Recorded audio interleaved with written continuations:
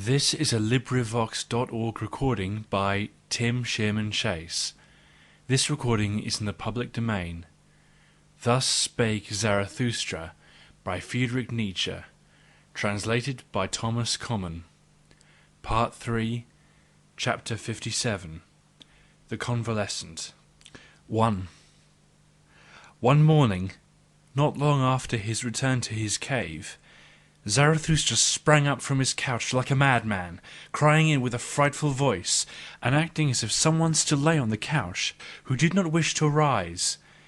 Zarathustra's voice also resounded in such a manner that his animals came to him frightened, and out of all the neighbouring caves and lurking places all the creatures slipped away, flying, fluttering, creeping or leaping, according to their variety of foot or wing. Zarathustra, however, spake these words: Up, abysmal thought, out of my depth! I am thy cock and morning dawn, thou overslept reptile! Up, up! My voice shall soon crow thee awake. Unbind the fetters of thine ears. Listen, for I wish to hear thee. Up, up! There is thunder enough to make the very graves listen. And rub the sleep and all the dimness and blindness out of thine eyes. Hear me also with thine eyes. My voice is a medicine even for those born blind. And once thou art awake, then shalt thou ever remain awake. It is not my custom to awake great grandmothers out of their sleep, that I may bid them sleep on. Thou stirrest, stretchest thyself, wheezest. Up, up! Not wheeze shalt thou, but speak unto me. Zarathustra calleth thee, Zarathustra the godless. I, Zarathustra, the advocate of the living, the advocate of the suffering, the advocate of the circuit. Thee do I call, my most abysmal thought. Joy to me! Thou comest, I hear thee. Mine abyss speaketh. My lowest depth have I turned over into the light. Joy to me! Come hither! Give me thy hand. Ah! Let be! Aha! Disgust! Disgust! Disgust! Alas to me! 2. Hardly, however, had Zarathustra spoken these words when he fell down as one dead, and remained long as one dead. When, however, he came again to himself, then he was pale and trembling, and remained lying, and for long he would neither eat nor drink. This condition continued for 7 days. His animals, however, did not leave him day or night, except that the eagle flew forth to fetch food. And when it fetched and foraged, it laid on Zarathustra's touch, so that Zarathustra at last lay among yellow and red berries, grapes, rosy apples, sweet-smelling herbage, and pine cones. At his feet, however, 2 lambs were stretched, which the eagle had with difficulty carried off from their shepherds. At last, after 7 days, Zarathustra raised himself upon his couch, took a rosy apple in his hand, smelt it, and found it smell pleasant. Then did his animals think the time had come to speak unto him.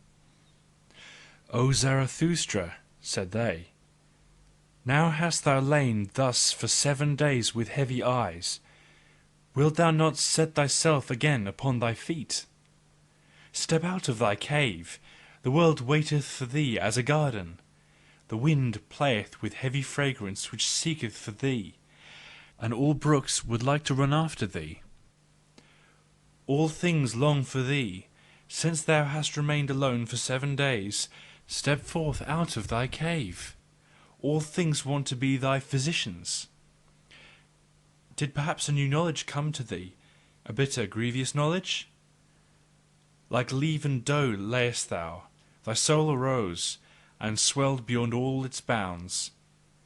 O mine animals, answered Zarathustra, talk on thus, and let me listen. It refresheth me so to hear you talk. Where there is talk, there is the world as a garden unto me. How charming it is that there are words and tones!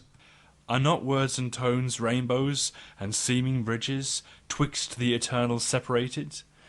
To each soul belongeth another world, to each soul is every other soul a back-world. And the most alike doth semblance deceive most delightfully, for the smallest gap is the most difficult to bridge over. For me, how could there be an outside of me? There is no outside. But this we forget on hearing tones. How delightful it is that we forget! Have not the names and tones been given unto things that man may refresh himself with them? It is the beautiful folly, speaking. Therewith danceth man over everything. How lovely is all speech and all falsehoods of tones! With tones danceth our love on variegated rainbows. O Zarathustra, then said his animals, to those who think like us, things all dance themselves. They come and hold out the hand, and laugh, and flee, and return. Everything goeth, everything returneth, eternally rolleth the wheel of existence. Everything dieth, everything blossometh forth again, eternally returneth on the year of existence. Everything breaketh, everything is integrated anew, eternally buildeth itself the same house of existence. All things separate, all things again greet one another, eternally true to itself remaineth the ringing of existence. Every moment beginneth existence, around every here rolleth a ball there. The middle is everywhere, crooked is the path of eternity. O ye wags and barrel organs, answered Zarathustra, and smiled once more. How well do ye know what had to be fulfilled in 7 days, and how that monster crept into my throat and choked me, but I bit off its head and spat it away from me. And ye have made a lyre out of it? Now, however, do I lie here, still exhausted with that biting and spitting away, still sick with my own salvation. And ye looked on at it all? O mine animals, are ye also cruel? Did ye like to look upon my great pain as men do? For man is the cruellest animal. At tragedies, bullfights, and crucifixions hath he hitherto been happiest on earth. And when he invented his hell, behold, that was his heaven on earth. When the great man crieth, immediately runneth the little man thither, and his tongue hangeth out of his mouth for very lusting. He, however, calleth it his pity. The little man, especially the poet, how passionately doth he accuse life in words! Hearken to him, but do not fail to hear the delight which is in all accusation. Such accusers of life, them life overcometh with a glance of the eye. Thou lovest me, said the insolent one. Wait a little, as yet have I no time for thee. Towards himself man is the cruellest animal, and in all who call themselves sinner, and bearers of the cross, and penitents, do not overlook the voluptuousness of their plaints and accusations. And I myself, do I thereby want to be man's accuser? Ah, mine animals, this only have I learned hitherto, that for man his baddest is necessary for his best, that all that is baddest is his best power, and the hardest stone for the highest creator, and that man must become better and badder.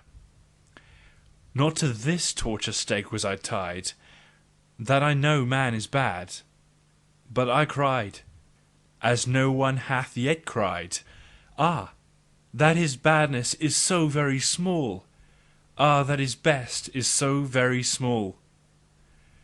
The great disgust at man, it strangled me, and had crept into my throat. And what the soothsayer had presaged, all is alike, nothing is worth while, knowledge strangleth. A long twilight limped on before me, a fatal weary, a fatal intoxicated sadness, which spake with yawned mouth. Eternally he returneth, the man of whom thou art weary, the small man. So yawned my sadness, and dragged its foot, and could not go to sleep. A cavern became the human earth to me, its breast caved in. Everything living became to me human dust and bones, and the mouldering past. My sighing sat on all human graves, and could no longer arise. My sighing and questioning croaked and choked and gnawed and nagged day and night. Ah, man returneth eternally. The small man returneth eternally. Naked had I once seen both of them, the great man and the small man, all too like one another, all too human, even the greatest man, all too small, even the greatest man. That was my disgust at man, and the eternal return also of the smallest man. That was my disgust at all existence. Ah, disgust! Disgust! Disgust! Thus spake Zarathustra, and sighed and shuddered, for he remembered his sickness. Then did his animals prevent him from speaking further. Do not speak further, thou convalescent. So answered his animals. But do go out, where the world waiteth for thee like a garden. Go out unto the roses, the bees, and the flocks of doves, especially, however, unto the singing birds, to learn singing from them. For singing is for the convalescent, the sound ones may talk. And when the sounds also want songs, then want they other songs than the convalescent. O ye wags and barrel organs, do be silent, answered Zarathustra, and smiled at his animals. How well ye know what consolation I devised for myself in 7 days.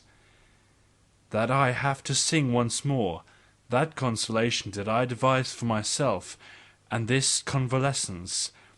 Would ye also make another lyre lay thereof?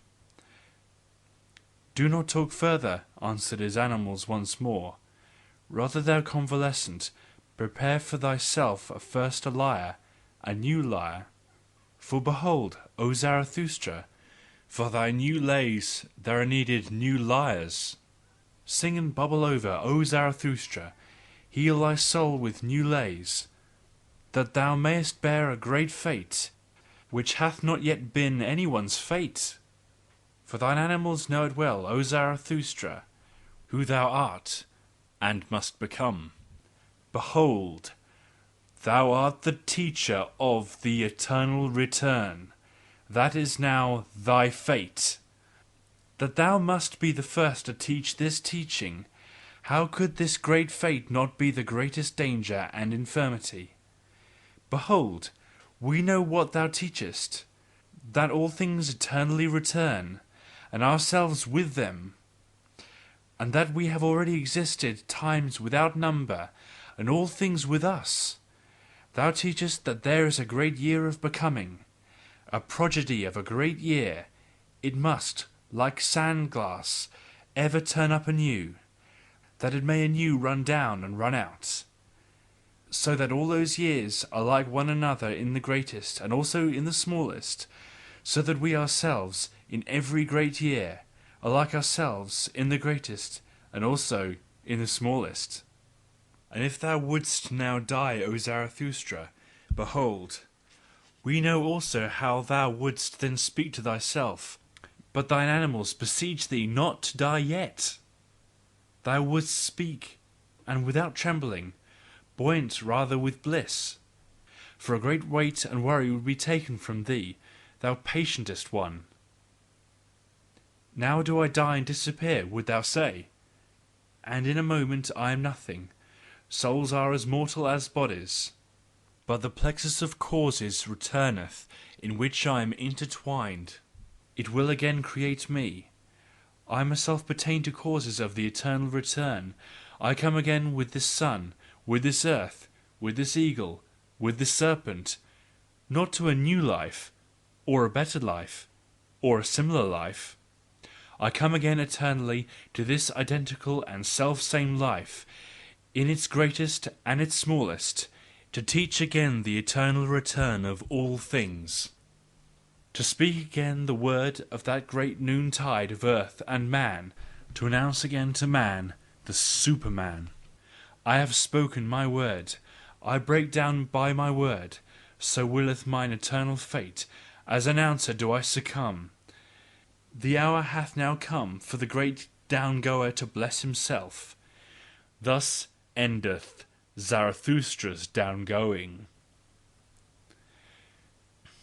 When the animals had spoken these words, they were silent and waited, so Zarathustra might say something to them. But Zarathustra did not hear that they were silent. On the contrary, he lay quietly with closed eyes, like a person sleeping, although he did not sleep, for he communed just then with his soul. The serpent, however, and the eagle, when they found him silent in such wise, respected the great stillness around him, and prudently retired. End of Part 3, Chapter 57, The Convalescent. Read and recorded by Tim Shearman Chase in April 2008.